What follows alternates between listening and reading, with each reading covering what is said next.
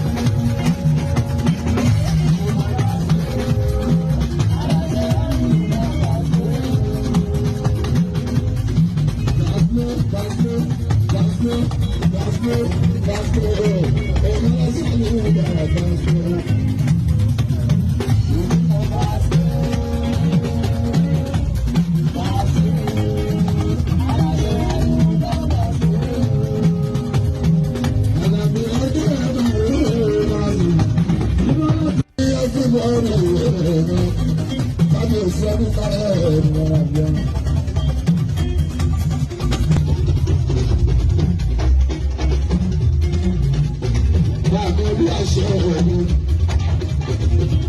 Àwọn ọmọ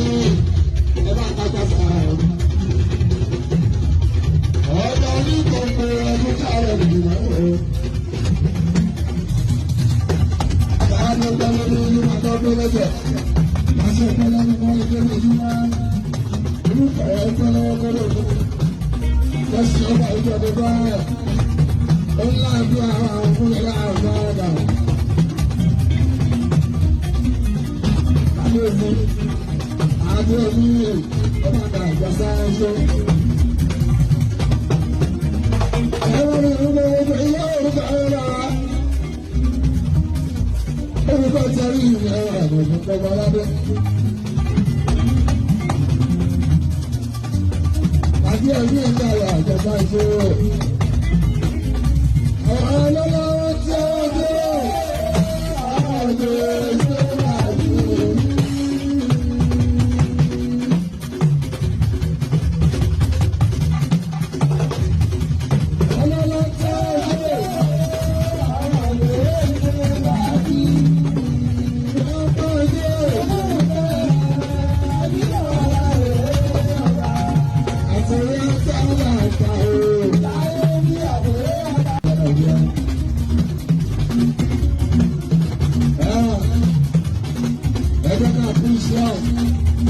Láàrin ẹbí, láàrin ará, láwùjọ, inú ìmúra, àwọn akéde wa, láàrin ọ̀rẹ́. Ilé iṣẹ́ ìta fún ọ̀rọ̀ ọ̀rọ̀. Ẹgbẹ́ náà fún Islam, èmi làwọn ajọ́ ìlú ìbẹ̀rù. Ìbẹ̀rù ló ń bá mú káyọ̀. Tọ́lẹ́mù náà. Ìgbà ní fẹ́ra ni, wọ́n fi gbọ́dọ̀ sáyé. Ìgbẹ́lẹ̀ fún ọ̀pá ní sílẹ̀.